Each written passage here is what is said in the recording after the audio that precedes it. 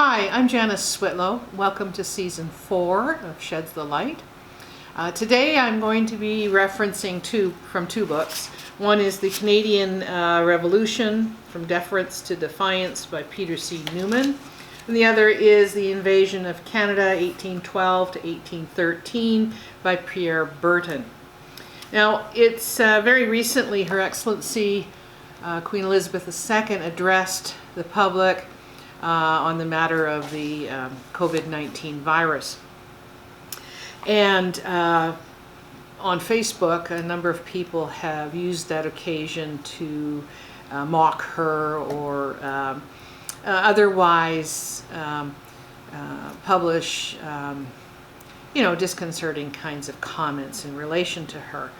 And a lot of people fail to appreciate that the issues that exist regarding Indigenous nations are not directly pointed to the Queen and the Crown. The bad actors, if you will, in this situation are Her Majesty's governments of Canada. And it's really important to distinguish that, because the Crown is a constitutional monarch.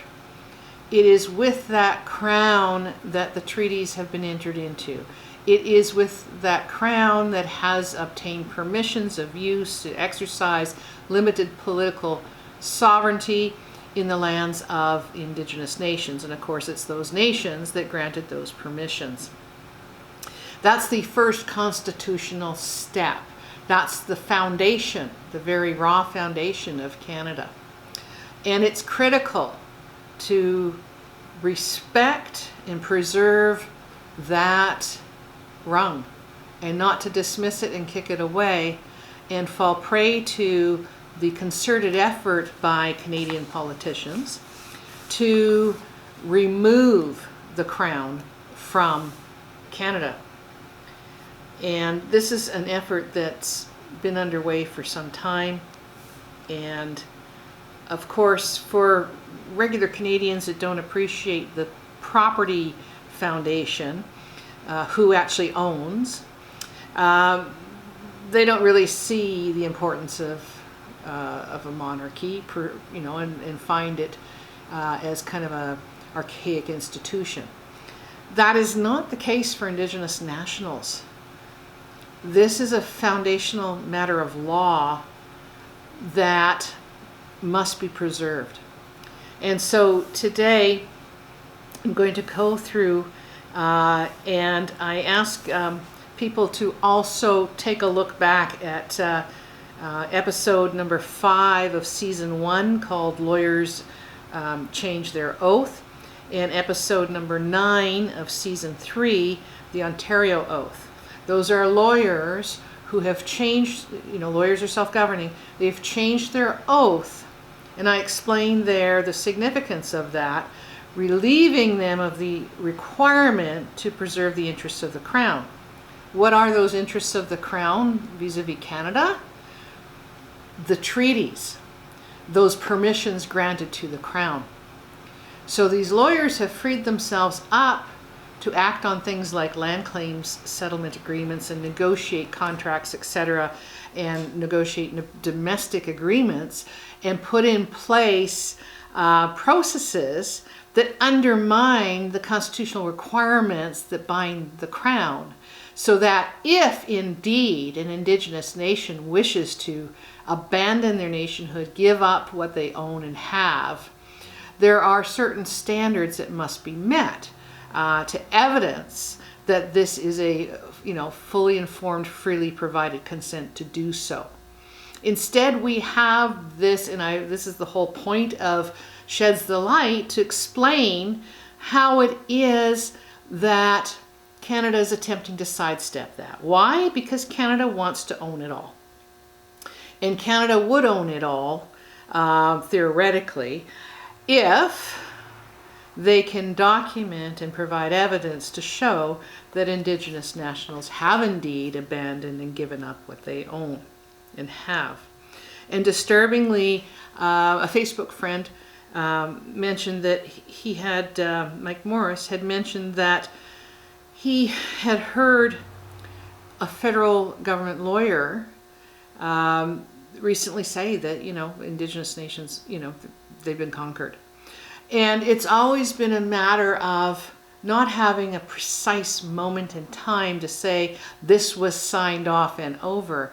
But the whole effort is to create a long enough span of time documented by evidence of things signed that lawyers have not understood, or if they have, haven't cared, that all of those documents combined show Indigenous people as acting as merely a domestic ethnic minority. So this is very serious stuff. Take out your anger on Canadian governments, not on the Crown. The Crown reserves critical royal prerogatives. It's very difficult to trigger application of those, but they still exist. Those royal prerogatives, for example, it's still the head of state, the Crown, the Queen, who enters into treaties. It's still the Queen, the Crown, the head of state that declares war. And there's a number of other constitutional crisis areas where those royal prerogatives can be triggered. So it's important not to, throw the baby out with the bathwater kind of thing. It's the actions of Canadian governments wanting something different than what is, and the tactics that are used to draw in and shape a new governance for Indigenous nations, whose, by the way, constitutions are some of the oldest and surviving, existing in the world, long existing. So I want to start from this quote from Canadian Revolution, describing the difference between what happened in the States and in Canada. And this is actually a good quote. America's early frontier was animated by professional gunfighters, crooked sheriffs, lynch mobs, galloping posses, high noon shootouts, saloon fights, and Indian wars. Quote, that we are a very violent people, wrote the American historian Barbara Tuchman, is undeniable. And the reason for this goes back to the beginning. Conquest of the plains took 50 years of incessant warfare, including 69 campaigns against the Indians, which amounted to a form of genocide, end of quote.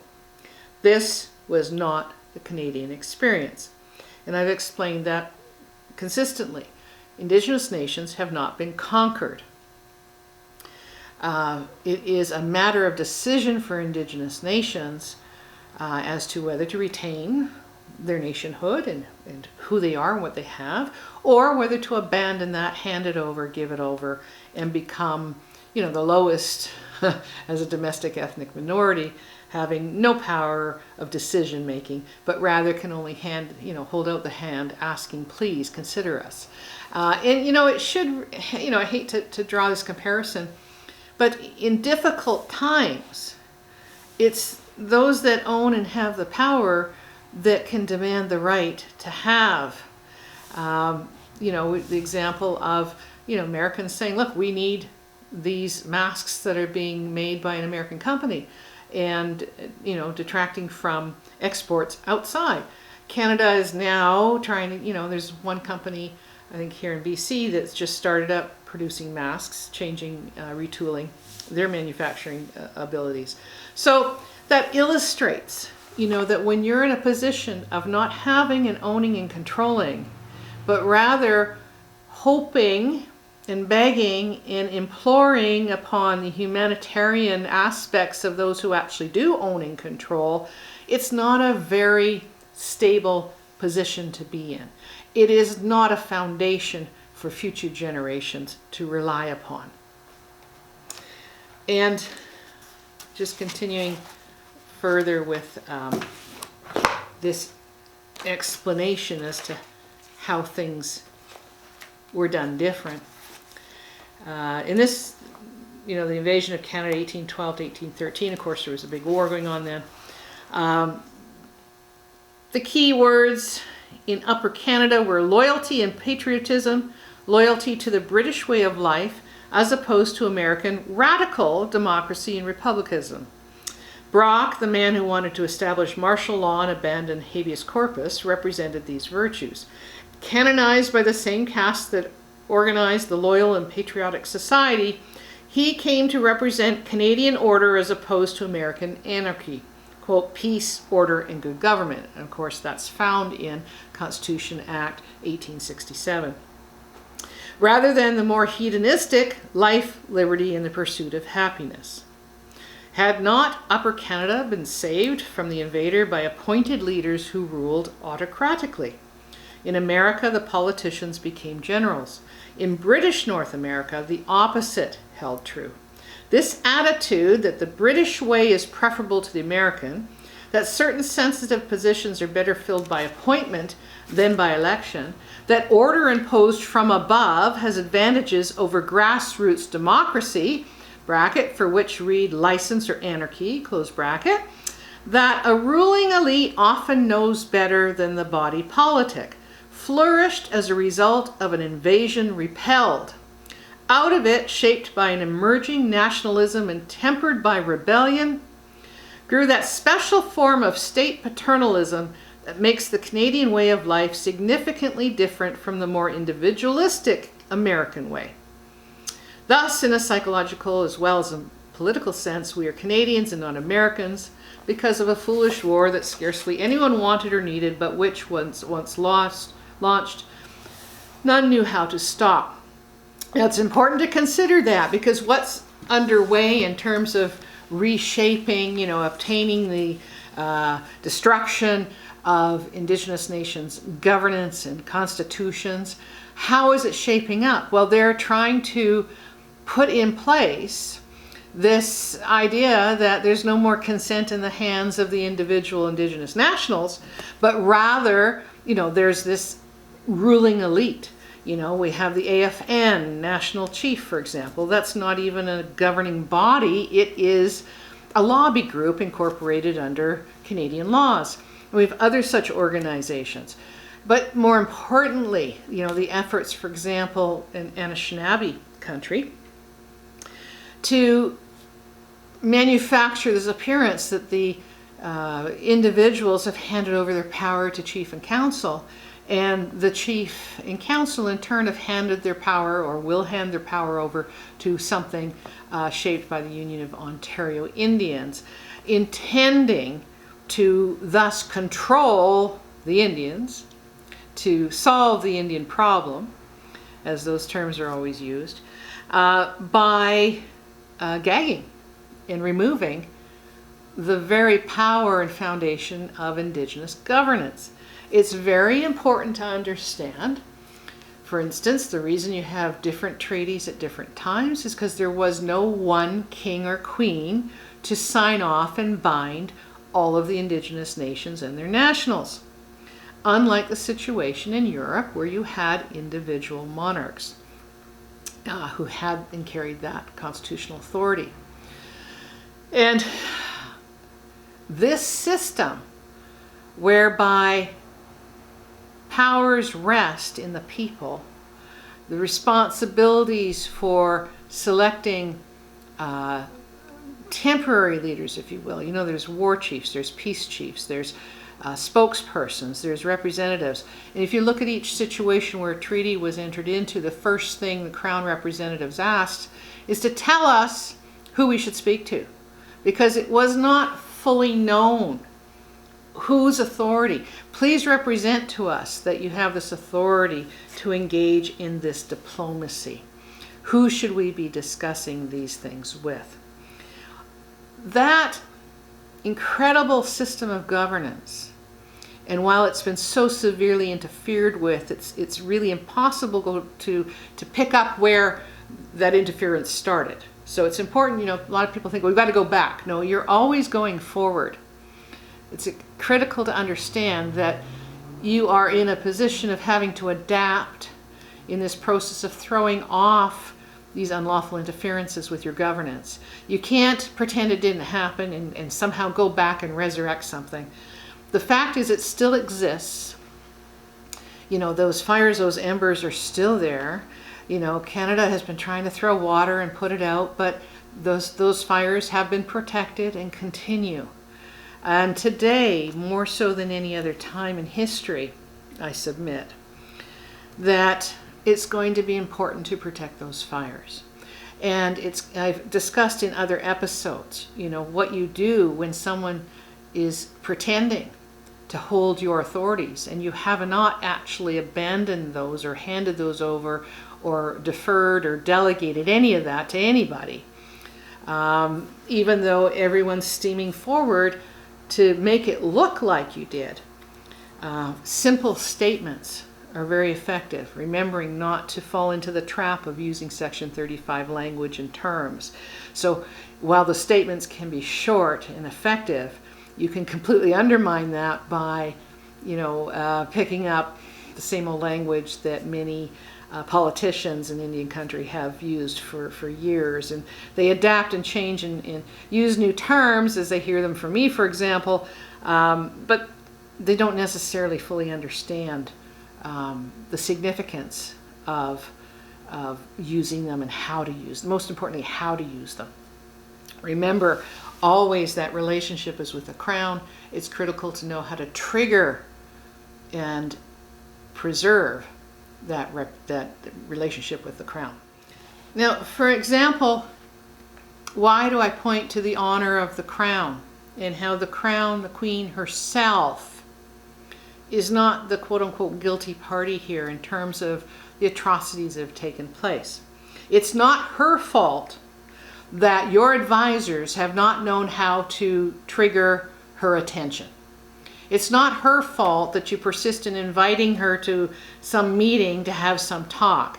She cannot do that. It's not her fault that you're not familiar enough, that your advisors are not familiar enough with how to act consistently, diplomatically, with a full understanding of the Constitution of Canada and how that has evolved and what you can and cannot do.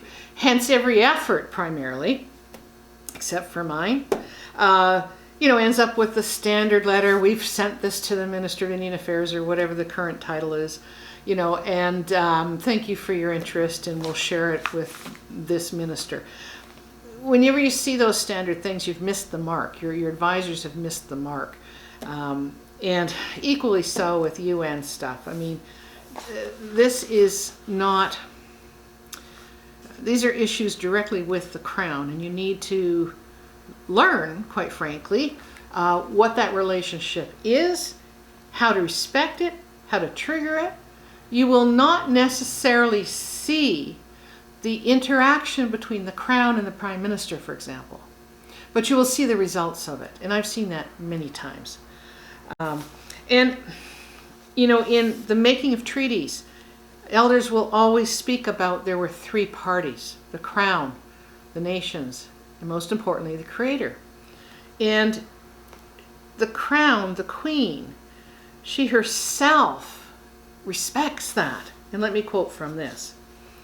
It is easy enough to criticize Her Majesty as Lord Entrencham once did when he charged that, quote, the personality conveyed by her utterances is that of a priggish schoolgirl, captain of the hockey team, a perfect and recent candidate for confirmation, end of quote. But such criticism is hardly fair. The great strength of character Elizabeth II has demonstrated throughout her many ordeals flows from her view that her role is a covenant with God, which is why she will never abdicate. She finds herself caught in the dilemma of having a function rather than a responsibility. At the heart of that function is her determination to preserve an air of an impregnable intrigue. Her speeches convey not the slightest hint of what she thinks about anything. This has carried an emotional price. And so my point on this is that just as those elders, those people, those old ones who signed the treaties, did so after consultation and divine help, and made the creator a party to those treaties.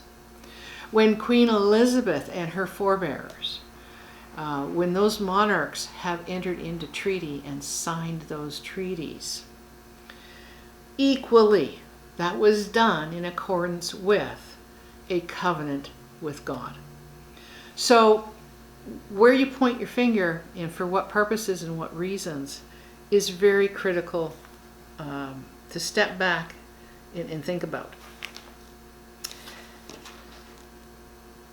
Now, I've mentioned that Canada has diligently been trying to remove the power of the Queen at all costs. You know, and some, for instance, Barbara Yaffe, a columnist with the Vancouver Sun back in 1994, concluded that the royal visit to the West Coast of the monarchy had become just another discredited establishment institution. This is the, you know, the political theme, if you will, in terms of trying to convince Canadians we don't need the crown anymore. Quote, "In the media age, the velvet curtain has been pulled back," she wrote, "and just as the wizard was really no one but an old guy pulling levers to make all the fire and smoke in the land of Oz, so the royals are just another very rich, extremely dysfunctional family." Despite the royal, this is the author's quoting now, Peter Newman. Despite the royals' fall from grace, Canada remained a constitutional monarchy. Its official head of state is still the United Kingdom's monarch, represented by a resident governor-general, an office that in recent years has seen its credibility eroded by the round of superannuated political hacks appointed to fill it. With an institution so terminally in disrepair, it was tempting to dismiss the monarchy altogether. Sentiment rose to be done with it and to elect in its place a Canadian president or a beaver-in-chief. I kid you not. Canada no longer has a head of state, noted William Thorsell, editor-in-chief of the Globe and Mail in 1994. There's only a governor-general representing an anachronism, a shadow representing a memory at the pinnacle of the nation. Yet, but it goes on to, you know, that it's still critical, the monarchy and how it's preserved. It says, yet it retains a role in constitutional crises, as I explained earlier in this episode, since this was an enlightened way they could differentiate themselves from the Americans. In Washington, the president is both head of state and head of government, so if the position comes to be occupied by a thug, like Richard Nixon, the whole system is threatened. And I'll leave it to you to comment to yourselves as to, you know, the situation today for the United States. So it's always been an important role. More so, now keep in mind, sorry, let me do this one last quote, and then I'll discuss a little more. And this goes back to, you know, the changing of the oaths. And there was a new oath in January 1995 proposed for the citizenship oath. You know, and it called for removal of reference to Her Majesty. And it raised expected objections. It says, calling it a bureaucratic conspiracy, reformer Philip Mayfield, an MP representing the BC Interior, added, "The Queen is the head of our country. To exclude her from the oath would reinforce the message that this government is firmly on the path to erasing and denying us all our historical foundations and connections." Guess what the primary foundation and connection is? The treaties that the Crown has in place with the Indigenous Nations. The loss, continuing this quote, "the loss of the Canadian monarch, in spirit if not yet in fact, represented a fundamental shift in national attitudes." And again, I suggest to you, this is very much manufactured. to get Canadians on board with this strategy. And remember who started all this, former Prime Minister Pierre Elliott Trudeau. When lawyer Susan Eng refused to include a loyalty oath to the Queen during her swearing-in ceremony as a member of Toronto's Police Services Board in 1989, she immediately found herself facing the wrath of Robertson Davies, an author, who said, "The Crown is not a British possession," he thundered, "and the Queen is not solely or even primarily that exemplary lady Elizabeth Windsor. The Crown and the Queen are psychological realities from which we derive a sense of order and permanence. Monkeying with psychological realities is dangerous work for politicians and appointed persons. When they forget this, or when we allow them to forget it, we are in danger." So for those who think it's just fun and games to speak of not needing the Queen or criticizing the Queen, and thereby speaking in a manner that is not respectful of proper diplomacy with the Crown, with the Queen, remember just how even more dangerous this is for you. Because at the same time as trying to diminish the role of the Crown, Canada is trying to get you to abandon who you are and what you own and have. That will allow, if you do this, if you allow through silence, if you allow through voting in favor of various things put before you that you do not understand, you've not had independent legal advice or explanation, and you think, well, this chief and council know what they're doing, I don't, because you're primed to be not confident. You know, the elders, the people that I have worked with, who have shared with me and asked me to carry certain knowledge and understanding, I speak from their hearts now to say, this is not the time to give up. This is not the time to point the finger in the wrong direction.